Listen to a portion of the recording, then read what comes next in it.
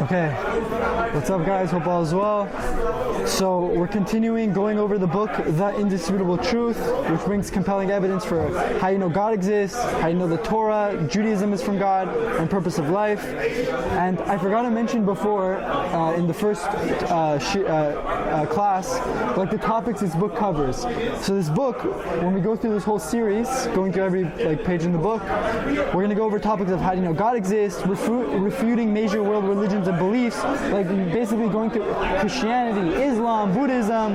How do you know those? Maybe those God gave those religions, right? We're going to go through them. We're going to disprove them. We're going to go through Judaism. How do you know Judaism is from God? Oral Torah, rabbinical laws, purpose of life, secrets of happiness and success, Messiah, life. What happens after you die? Life after death. Why do bad things happen to good people? What does it mean to be a Jew? Intermarriage. Why can't I marry a non-Jew? Why is there anti-Semitism? Age of the universe versus the Torah, evolution, free will. Basically, all the foundational topics of Judaism we're going to be covering in this whole lecture. Okay, so we're continuing from page 10. We're going on the first cause. Now we're getting into the proofs of God. Just a quick summary, basically. We did the preludes, and the preludes basically are all the stuff that before you get into this conversation of how you know there's a God or not, you need to have the preludes. So we said the idea of what? Of that reality is not relative, that bias, that a lot of people are biased, or they have a lack of knowledge and they criticize things, or cognitive dissonance, different things. And then we went through the idea of, okay, the options. So there's the option of being an atheist. We show how that's not plausible. We show the option of being an agnostic, meaning I don't know if God exists, maybe God exists, maybe doesn't, I don't know 100%. We show even that person has to make a decision at the end of the day, because when it comes to the time to pray, or let's say the guy is, his car is going off the cliff and he's agnostic, he's either going to pray to God or he's not going to pray, He's going to have to make a decision that when Yom Kippur comes and you're agnostic, you're either going to keep Yom Kippur or you're not going to keep it. So even you saying I'm agnostic, you have to make a decision in the end of the day, because we live in a world of practical reality. You have to make decisions. So we went through that. We went through the idea of probability versus improbability. We said the idea that we don't go by what's possible, because anything is possible. You can always go on the lowest statistics for anything. No one lives life like that. We go by probability. Every decision, whether you're eating something, whether you're drinking something, whether you're going to marry somebody, you go based off of probability. You go based off of what are the chances it's going to work out. Not, maybe this could happen. Maybe there's poison in the food. Maybe the girl I want to go out with is going to be crazy. No, you go on probability, not possibility. Why? Because no one lives in that reality. And then we went through the idea of belief versus knowledge. We don't want to be living lives in blind faith, leaps of faith. We want to know, we want to have knowledge and evidence that what I'm doing is right, so I'm not wasting my time. Okay, fine. So let's go to the first cause argument, page 10. So I said that how I'm going to go through this book. I'm going to go through the book mostly reading inside, but also giving a commentary and explaining everything, like pausing, maybe throwing in other ideas. So okay, let's start. Okay, so the first cause. There are only so we said there are only two options that could explain the universe's existence. Option A, the universe has always existed. In other words, it does not have a beginning, it's infinite. So in the book we have an image showing of an infinite universe. The universe always existed, never had a beginning. Or the universe had a beginning, in other words, it came into existence at a certain point, it's finite. So if the universe is infinite, it's always existed. If it's finite, it means it came at a certain point. Finite, the word finite means physical, it's bound by space, bound by time. The word infinite means above space, above time. So if the universe is infinite and it was always created, it does not require a creator, because it was always there. And we write in the footnote, even if the universe always existed, it still does not disprove God, because we could always say that God always existed. But, okay, fine, let's continue. So the idea is what? The idea is, if the universe is infinite and it always existed, then that's not a proof for God. So if I prove to you the universe always existed, we would still be in doubt whether God existed or not. But if I show you that the universe has a beginning, that the universe has a starting point, then that brings, okay, there's a starting point, something, there's a cause, there's an effect, there must be a cause. If there's a beginning, there must be a beginner. If there's a creation, there must be a creator. Because things don't just pop up like that, right? So in the ancient world, this theory known as the static universe was widespread. The static universe is basically the theory what the universe always existed, infinite universe theory. On the other hand, if the universe had a beginning where it came into existence at a certain point, then that would be compelling evidence for a creator. Everything in the universe is based on cause and effect. Therefore, if we see effect, the universe, there must be something that caused it. So since the 1960s, the scientific world has found strong evidence that the universe had a beginning and is currently expanding. The static universe theory was so basically in the 1960s they came out with the theory the universe had a beginning. So this theory that the universe always existed was basically dismissed due to the evidence provided by an astronomer named Edwin Hubble and other scientists. The other scientists were George Lemaitre and yeah, I don't know how to say his name honestly. Okay, so Edwin Hubble discovered that stars and galaxies, these scientists and Edwin Hubble discovered that stars and galaxies were moving away from the Earth, and therefore it means that the universe is actually expanding. Now, if the universe is expanding, then it must have started expanding at some initial point. It couldn't have always been expanding. To better picture this, let's say you could take a video of the universe expanding.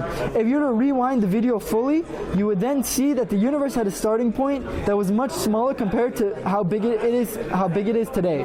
Scientists call this theory that of the very beginning of the universe the Big Bang. Meaning what? I'll just say it outside, because kind of like even reading it outside, it's really, you need to say it outside. Basically, Hubble saw the universe was expanding. Okay, he saw through his telescope that all the stars and everything were moving away from the Earth. Something called redshift. And if you see the universe is expanding, imagine I have a video. The universe is started at a point and it's getting bigger and bigger and bigger. Everything is moving away, right? Now, what happens if you rewind the video until a small point? So that's how they predicted that there must have been a beginning point. And the Big Bang is not an explosion, whatever like people think. It's a singularity, a point, and it's a big expansion. That's a better word for it. Some point, some singularity, where we're going to explain here, that expanded. So he proved that we didn't know the universe was expanding. Why? Because if something is infinite, if the universe always existed, number one, something infinite can't be expanded. If the universe is infinitely old, then it can't be expanding. It has to be at a certain dimension. You get that? Because if it's expanding, that means it's not really infinite. It's not truly the definition of infinite, all existing. Because if something is infinite, you can't add on to infinite. You can't get bigger than infinite. If I tell you something is infinitely big, you can't say, okay, I'm going to make that infinitely thing bigger. It's a contradiction. Infinitely big means infinitely big. There's no bigger than infinitely big. That's why once you see the universe is expanding, you automatically see from there it's not infinitely big. It had a bit, and that means it had a beginning point. You can rewind it and go back. So the Big Bang theory, the theory states that at the moment of the creation of the universe, there was an extremely hot, small, and dense ball of energy dash matter. That ball, scientists call it a singularity, but I'm just going to call it a ball just to make it easy terminology. So imagine a ball of energy and matter. You know the formula E equals mc squared? Energy equals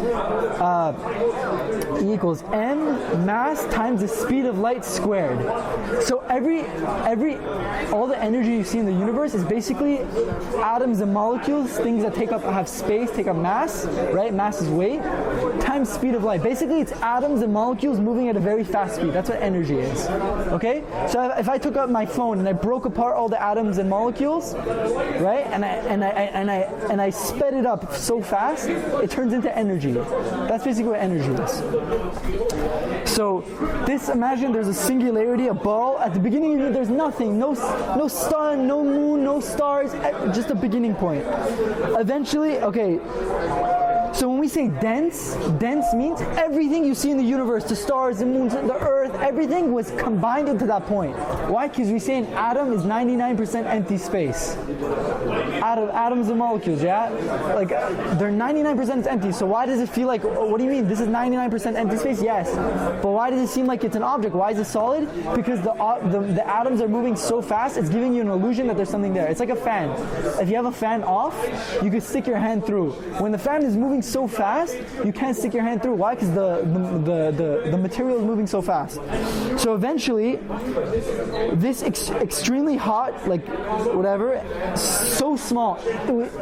They say you can't even put like how small it is. Smaller than the smallest proton, neutron, electron, even smaller than that. It even breaks down. What's smaller than a proton, a neutron, and an electron? Quarks, quarks. Even smaller than that. So small, but it's something. It's something so small, but it's there. So it was so hot, extreme dense. Eventually, it began to rapidly expand into. Obviously, it has to be expanding into something. And if we say this is, whatever it's expanding to, okay, we're gonna get to what it's actually expanding into. It's expanding, and once heat expands, what happens when you take something so hot and dense and you spread it? It cools down. So eventually, it began to cool down into something similar to what we see today: the massive space of galaxies, stars, and planets, etc. So that ball, that dense singularity, so hot, so dense, or whatever, expanded and cooled down, and eventually over many, many years turned into the moon, the stars, the galaxies, the Milky Way, everything. The majority of scientists nowadays who study cosmology, and cosmology is the science of the origin and development of the universe, they claim that the Big Bang Theory matches closely to what they have observed. So basically, scientists say that they tried going, how did the universe get here, this, that, going through all the theories. The Big Bang is probably the closest theory of the explanation of how the universe began.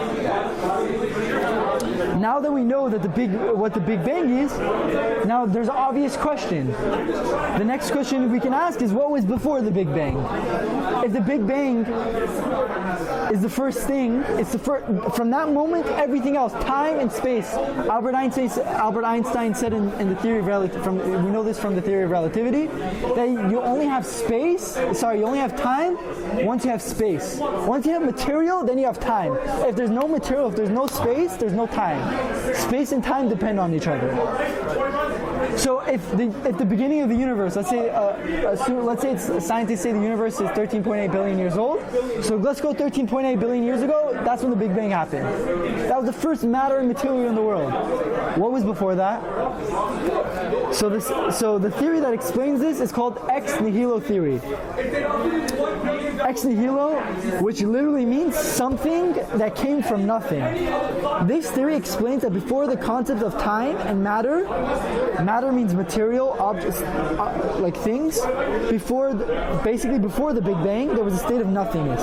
There was no matter, no atoms, no objects, no physical entities, absolutely nothing. The theory claims that from this nothingness came something. From a state of no energy and matter to a state of energy and matter. Obviously, no human can fully understand what a state of nothingness is. The concept of nothingness just does not fit into our brains. Explaining the concept of nothingness is like explaining the color blue to a blind person from birth. It is impossible. However, even though it is extremely difficult for our brains to comprehend what this really means, conceptually speaking, we have somewhat an idea of its meaning. So basically, what are we saying? That if you're saying the Big Bang is the first material and the first finite thing, the question is, what came before the Big Bang?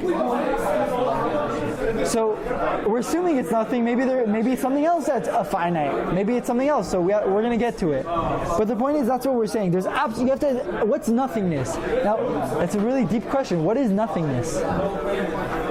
imagine nothingness. Is it a black hole? Is it like if I imagine nothingness in my head and I close my eyes, I just think of black space, right? But even that is something. Black is a color. That's something. Black empty space is something.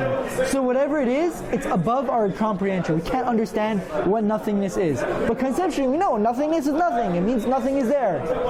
But you can't imagine it. They say there's a story of a blind person. They're trying to understand this idea of nothingness. This blind person comes into the middle of class and he explains to the class. The rabbi was basically trying to explain nothingness. So the blind person said, "Rabbi, I have a perfect example of nothingness, of how to explain this idea." He said, "Listen, Rabbi, I was blind from birth. I never seen the color blue. So when I know you guys talk about blue. You say, yeah, the ocean's blue, the sky is blue."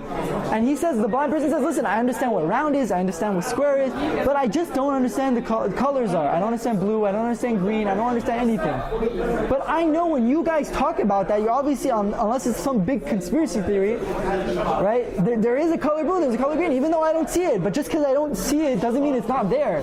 There's some things that we can't see, we can't comprehend, but doesn't mean it doesn't exist, right? When we say just because the blind person can't see the color blue, it doesn't exist? No, same thing with us. We don't understand nothingness, but it doesn't mean nothingness is not. It doesn't exist. There's something. The idea of nothingness, whatever.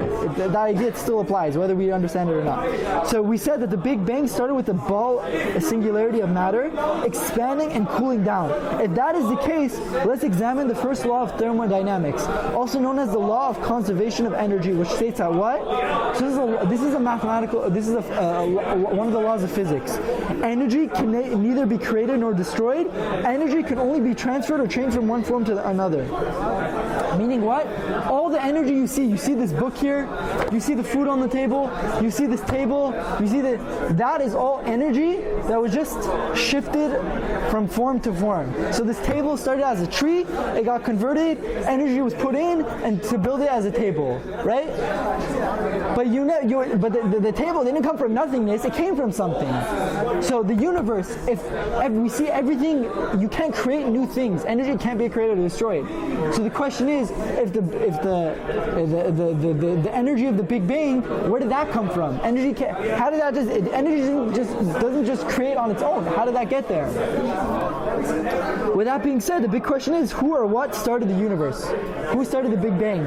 Many people will tell you the Big Bang, meaning taking God out of the picture. How did the universe get here? The Big Bang.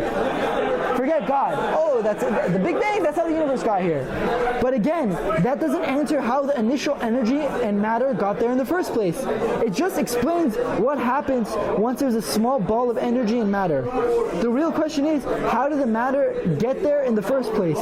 Scientists today still can't give a solid explanation about what caused the Big Bang, of how the Big Bang got there. Scientists will tell you, oh, once we got the Big Bang, from that energy and matter, I can explain to you. It cooled down, it turned into this, it turned into the Earth, and the galaxies, and space, da-da-da. They can explain to you that. But they can't explain to you how that got there and what was before there. So only once there's energy and matter are scientists able to explain how everything came from it. Some claim that before the Big Bang, there's multiple universes. Have you ever heard that theory, the multiverse? Meaning before the Big Bang, there was just another universe. There's nothing before the Big Bang. There was no nothingness. It was just something else. And then when that came to the end, it started another Big Bang, meaning multiple Big Bangs. Big Bangs just keep happening. Before this Big Bang, there's another Big Bang and another Big Bang forever. They claim that this cycle continues infinitely, but there's no reasonable evidence to support this. And even if that were the case, based on our intellect, we know that everything finite has a beginning point. Therefore, the cycles of universe would also have to have a source and a beginning point. Why? Because once we claim that this world is finite and physical because it has a size, age, mass, shape. What does finite mean? What is the word physical? What do you mean I kept saying finite? Exactly. It has a size, it has an age, it has a mass, it has a shape, it has something physical to it. Therefore, once it has those characteristics, it's automatically limited. Anything finite is limited. then once we claim that this world is finite and physical because it has those size, age, whatever, and therefore is limited, then it must be that something that is not finite and not physical had to create it. This is because things do not make themselves exist. Everything finite must have a finite source. Humans, animals, plants, which are finite and physical, were created from the earth. The earth is also finite. And the earth came as a result of the Big Bang, and the Big Bang is finite. So if the Big Bang is the first finite cause of everything that exists today, then it must be that whatever created it cannot be finite and physical. Because then we would ask how that finite and physical thing that created the Big Bang got there. And it would be a never-ending cycle. Therefore, if space and time were created at the Big Bang, then there must be a power that is that is beyond space and time that created the Big Bang and the universe we see today. Due to our finite and limited existence, it makes sense why we cannot comprehend such a power. Meaning what? This is called the first cause argument. Meaning you can't say whatever created the Big Bang is also finite and physical. Then I'm going to ask you what created that and what created that and what created that. Why? Because finite things, for example, we're finite, we're humans. Where do we come from? Our parents. Where do our parents come from? Their parents and their parents and their parents, all the way to the first human being, right? And wherever that human being, the Torah says where human beings come from the ground, right? Made from basically the earth. We're made from the earth. Even science says that. Science says human beings were made from the earth. Okay? So the earth came from something, and that came from everything finite. You see, has a source. So if you tell me, okay, well, there was something else before the Big Bang that was finite, then I'm going to keep asking you the question, where did that come from? Where did that come from? That's why you have to say, whatever created the Big Bang can be finite. So if you're not finite, what are you? Infinite. The word infinite means not finite. Finite means bound by space and time. Infinite is above space and time. You see that? And then we'll get to the question. I'll get to that once we finish saying who created God then? If God is infinite, what created God? Who or what created God? Have you ever heard the answer to that question? I'll give you a sick answer. Okay, so let's continue. Now scientists claim that the universe allows for the creation of something from nothing, provided you have a set of forces. So the scientists say if you want the universe if you want to come from something from nothing to something, you have to have forces. So basically characteristics of how the Big Bang got there. So these forces are not physical, act on the physical. So what's not physical, we understand that. Act on the physical is like what? See, I act on the physical, you move the physical, could play with the physical, could create the earth, could do whatever you want. Created the physical from nothing, so there was nothing and then something, and then predates the universe. In other words, it predates matter, energy, and time. Okay? So these are the four characteristics of the forces of whatever it is of how the Big Bang came, of the forces that brought about the Big Bang. Now, if you put all these things together, what is it? It sounds very familiar. What does it sound like? These four forces are the biblical definition of God. God, what's God? God is a not physical being. God acts on the physical. God created the physical from nothing. And God predates the universe. God, we say that God, there's a universe, God predates that. God was before the first matter and energy. According to everything we have explained, it is reasonable to say that there must be a primary being which brought all existence into being from a state of nothingness. Some people try to claim that just because we don't know what was before the Big Bang, when there was a state of nothingness, it does not mean that it was God. Similarly, there are others who try to claim that even though there are forces that predate the Big Bang and the creation of the universe, who says these forces are even God? Some people call this force or primary being by different names to circumvent the idea that maybe that force is actually God. However, as long as people agree that there's some sort of first cause of the universe, it does not matter what people call this force-being, we simply call this being God. So you see here, people say, okay, who says that's God? Maybe it's some people say the spaghetti monster. You could say anything. Maybe it's some alien. Maybe it's this. Maybe it's that. Right? Well, you want to call it whatever you want, call it. But you agree to the definition of that thing. You agree it's not physical, because if it's physical, then we're going to ask the question, well, how did that get there? You agree it predates time, because obviously if it's not physical, we said physical and time go together. So it's not bound by time. It had to be before before time, and it acts on the physical, because obviously how do you get from something from nothing, right? So we see that whatever you like, you want to call it this, you want to call it doesn't matter. You agree there's something there, you agree that there's a first cause, that something brought it about, we call it God.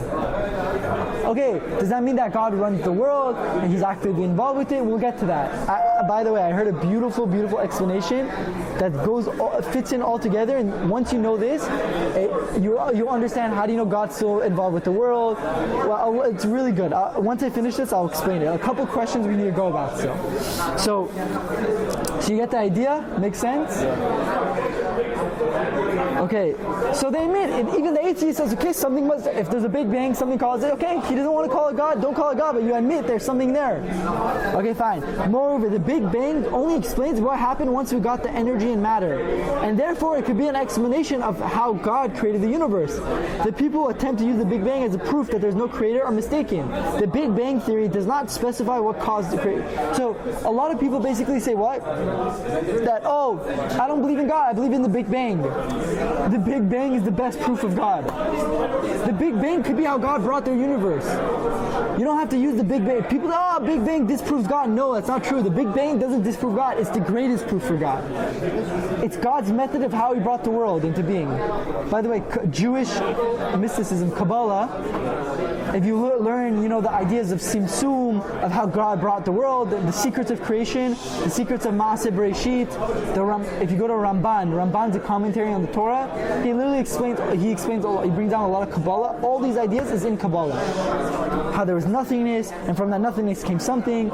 I'm putting it in scientific terms, but this is Judaism. Everything we're talking right now is straight Torah, straight Judaism. But it's more mysticism, it's very deep and lofty ideas. That's why more of these ideas are talked about in the Kabbalah rather than, in the thing. So we're secretly learning Kabbalah. This is an undercover Kabbalah class. Science, by the way, a lot of people say that the secrets of Maaseh Bereshit, the secrets of creation and Maaseh Merkava, they call it the divine chariot. Whatever the secret, it's actually called, I think it's called metaphysics, in English. All those things, those categories of how God brought the world and the secrets of of God and of the topics we're talking about. Some people say that's Kabbalah. Rambam categorizes it as Maaseh Bereshit, Maaseh Merkava, right? The act of God creating the world, the act of metaphysics, but the Kabbalists call that's Kabbalah. So the point I'm trying to say is that we're kind of learning Kabbalah. So let's see. So the people who attempt to use the Big Bang as a proof that there's no creator are mistaken. The Big Bang theory does not specify what caused the creation. That is under intense scientific debate, but scientists just don't know. The Torah, of course, gives the answer that it was a being that would transcend space and time, and that's God. Okay, so let's read this footnote here. Who or what created God? Good? So if we're saying, let's go back, let's build up to this question. We're saying everything is finite, that means whatever created the universe can't be finite, it has to be infinite. We said everything finite, so anything physical has to come from something physical. So what about the infinite? Who created the infinite? Who created God? So let's go. Who or what created God? Some people ask, who or what created God? The very question demonstrates a lack of understanding on the part of the questioner of what we mean when we say God. Infinite means totally unbounded, unlimited, undefined, without lacking, all-encompassing, oneness without parts. There's nothing outside of or before the infinite that could have caused it, because the infinite isn't limited by space or time. It's beyond all finite measure and totally unimaginable and incomprehensible. To simplify, asking what created God is like asking what is north of the North Pole, or it's like asking what happened before there was time. There can't be anything north of the North Pole. Once you pass it, you start immediately going south. There's no such thing as before time. Time is defined as an observable change in matter or energy. If at some point there was no matter or energy, then by definition there was no time. These questions are meaningless. They show a lack of understanding of the concept and questions. The same goes for the question of what created God. It's a meaningless question that cannot be answered, and only shows a lack of understanding of what we mean when we say infinite. We're not saying we can't understand the infinite. We're saying that we can acknowledge that infinite is the only logical answer to what caused the finite existence of time and space, and we can know that the infinite shares nothing in common with finite. Finite existence requires a cause, a creator. Infinite by definition does not. Ultimately, we are finite beings limited by space and time, and we cannot possibly understand God who is infinite. Okay, to summarize it, that was very like techie. I'll just say it outside to just make it more easier. By definition, infinite means above space and above time. Finite means physical, limited, it had to come from something. So when you say who or what created God, the question is not a question. It's like saying, what color is mathematics? Does math have a color? No. It's like saying, can a circle be a triangle? Can a circle be a triangle? No, it's illogical. So you can, the word infinite means above space and above time, meaning what? It's not created. The word infinite means it's not created. So if you say, what created God, that question, that's an illogical question. What created the thing that can't be created? You see the question? Yeah. Why it's illogical? So who or what created God? Nothing. No one created God. God is infinite. Nothing had to create the infinite. The infinite means that it's not created. The infinite means it's above space and time. The infinite means it's not finite. Good? Does that make sense or no? If it doesn't make sense, let me... Okay, fine. So if we're already at that question, I'll answer another similar question that falls under the same idea.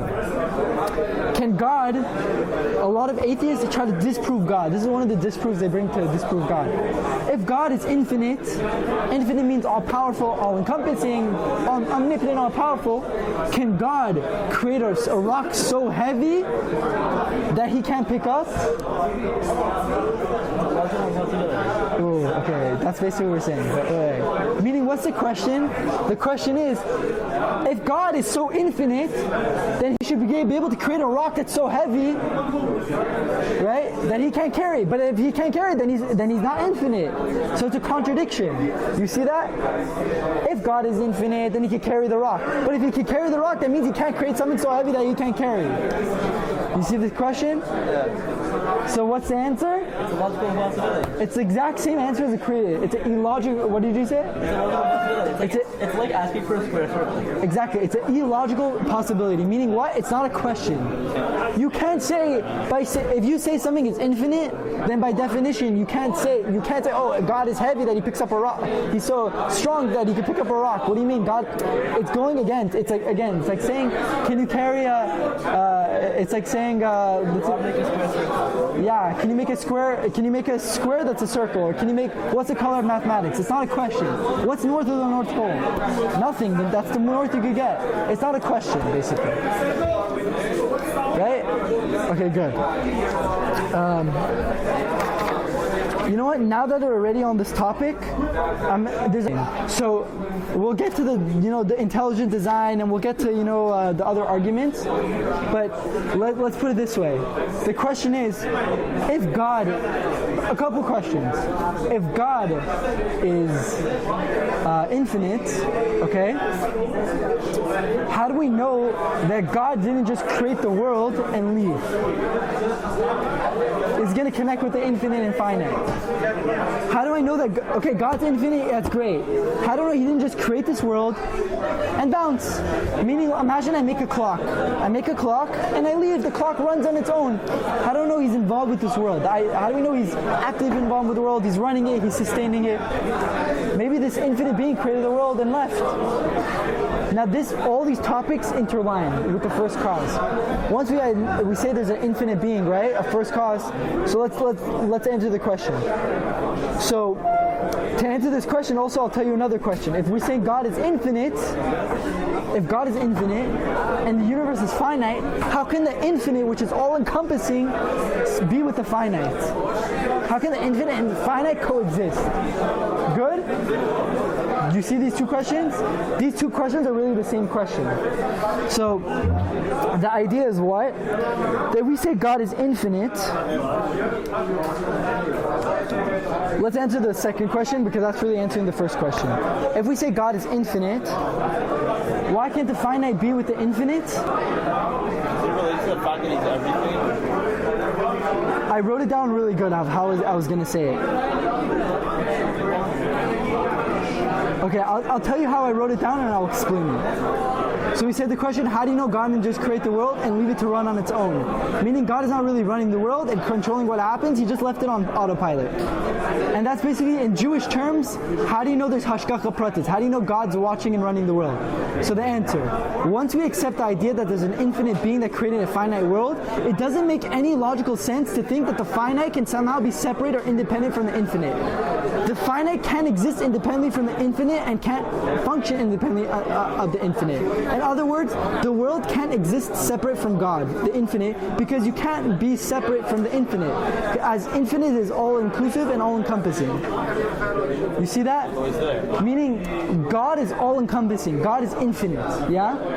So the finite is not a separate entity from God. It's included within the infinite.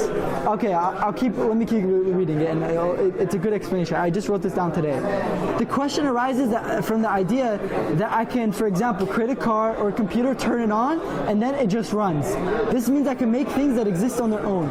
That's because I'm limited, and the things that I'm creating are things that already exist outside of me and separate from me. When I make a computer, I'm taking a bunch of pieces, putting them together, plugging them into some electricity, but everything about it was always independent of me. It was never an extension of me. So when God creates, it's as if, we say kavyachol, as if this world is just an extension of Him. This is why the whole idea beyond infinite being, finite being separate from infinite is illogical.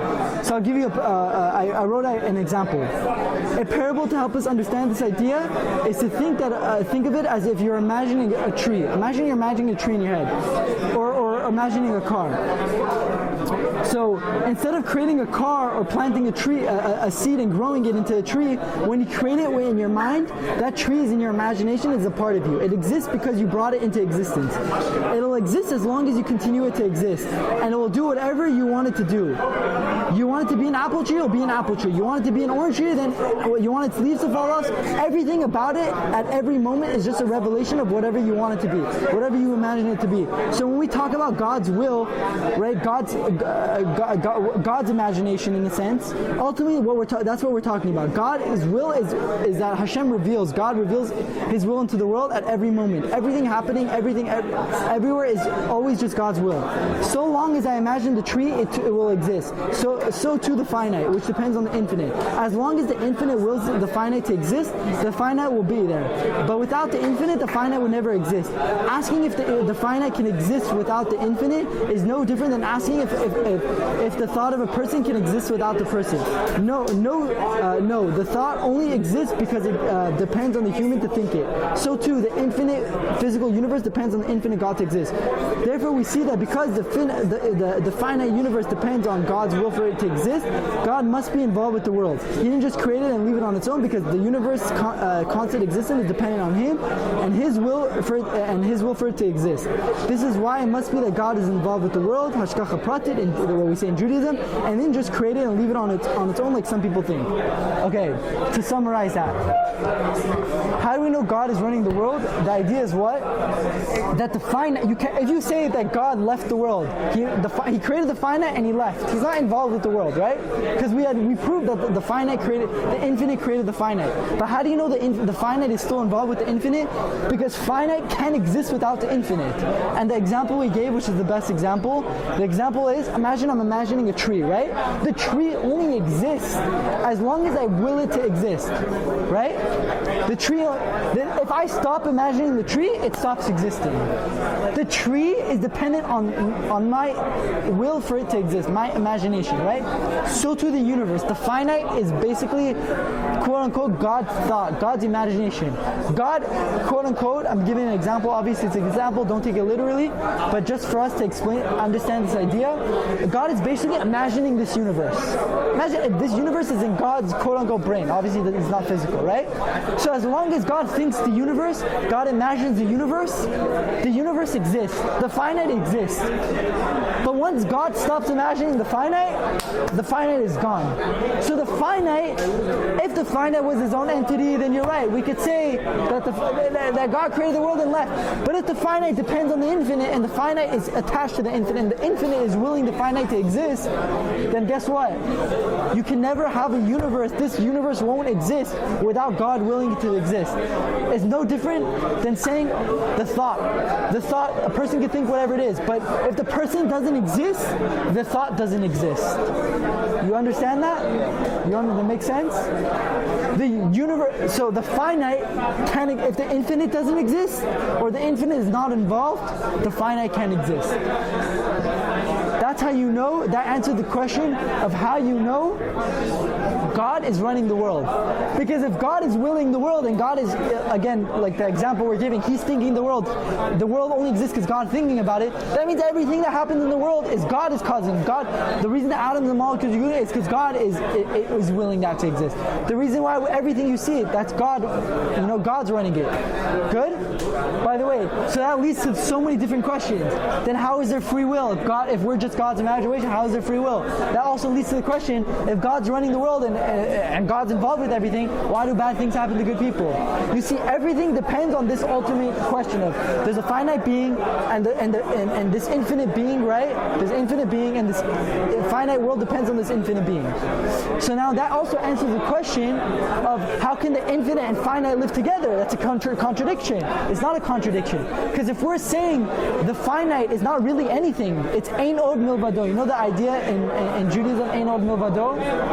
Ein od milvado means what? It's a very powerful idea. There's nothing else but God. Nothing else. This universe, nothing exists but God. Ein od milvado. Literally the meaning of the word in Hebrew. There's nothing but God. I thought they said about the world above. What? I thought they said that about the world above. Like there's nothing else but God. Like it's so full. Didn't they say like the world above? It's like there's no like free will kind of. It's like everything's God. Everything's filled up by. Yeah, but that's what you're saying the same thing. We're saying the same thing. You're saying the next world, Olam Haba, right? Heaven. Everything, this world, heaven, everything is basically, think of it like this way. Maybe not the next world, obviously it's very hard to imagine, and we'll talk about that later, whatever. But I'm saying this finite world is quote unquote God's imagination. It's a little bit dangerous to say this, but I'm giving a mashal, I'm giving an example. Don't think of it literally when I'm saying it's God's imagination. I'm just explaining to you that because there's no other way for us to comprehend it. We're finite beings, we can't understand the infinite. Yeah? It's above our comprehension. But the idea is, finite and infinite can exist together because finite is just, I'm giving again like the example. I'm imagining the thought. I can imagine a gigantic tree in my head. I can imagine a 500-pound elephant. Right? Do I say, oh my gosh, it doesn't fit in my brain, it hurts? No, it's imaginary. It doesn't take up any space. Right? It's a creation of nothing from something. Something from nothing, right? So the idea is what? That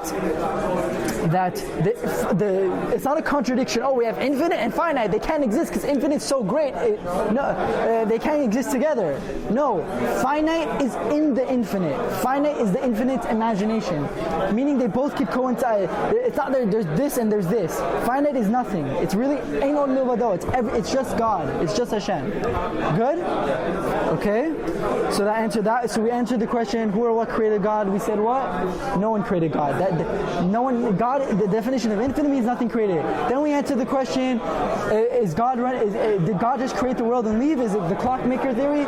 Did he just bounce? No. He's the finite, this world is right, it's dependent on the infinite. It can't exist without God.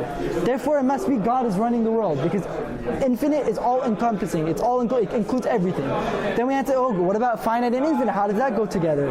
We said no, finite is still included within the infinite, so it's not a contradiction.